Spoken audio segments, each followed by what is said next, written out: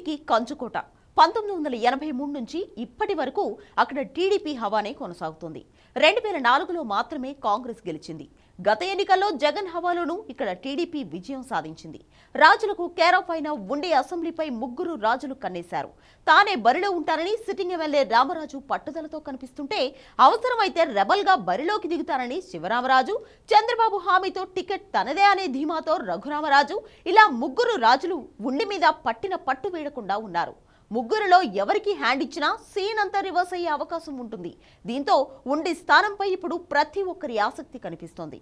ఇక్కడి నుంచి sitting MLA రామరాజును అభ్యర్థిగా ప్రకటించింది టీడీపీ.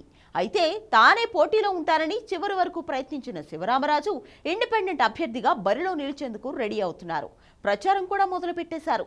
ఇద్దరి రచ్చ సరిపోదు అన్నట్లు రామరాజును మార్చి నరసాపురం ఎంపీ రఘురామరాజును అభ్యర్థిగా ప్రకటించేందుకు చంద్రబాబు సిద్ధమవుతున్నారని ప్రచారం జరుగుతున్న వేళ టీడీపీ క్యాడర్ గందరగోళంలో పడిపోయింది. రామరాజుకు నచ్చజెప్పేందుకు చంద్రబాబు ప్రయత్నాలు చేస్తున్నారని తెలుస్తోంది.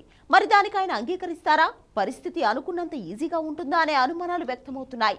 ఈ ఎన్నికల్లో తాను పోటీ చేస్తారని, ఆ సీట్ నుంచి తప్పుకోవాల్సిందిగా రామరాజును శివరామరాజు కోరగా ఆయన నిరాకరించడంతో రెబల్ గా పోటీ చేస్తున్నారు. అయితే ఇప్పుడు రఘురామను టీడీపీ అభ్యర్థిగా ప్రకటిస్తే రామరాజు ఎంతవరకు మద్దతు ఇస్తారు అనేది తేలాల్సి ఉంది. ఒకవైపు రామరాజు, మరోవైపు మాజీ ఎమ్మెల్యే శివరామరాజు, ఇంకోవైపు రఘురామరాజు ముగ్గురు ఎన్నికల్లో పోటీ చేస్తే వైసీపీ అభ్యర్థికి గెలుపు నల్లేరు మీద నడకైనట్లే. ఇలాంటి పరిస్థితుల్లో ముగ్గురులో ఇద్దరు త్యాగం చేయాల్సి ఉంటుంది. లేదంటే రామరాజు, రఘురామరాజులో ఒకరు కాంప్రమైజ్ కావాలి. అప్పుడే టీడీపీకి ప్లస్ అవుతుంది.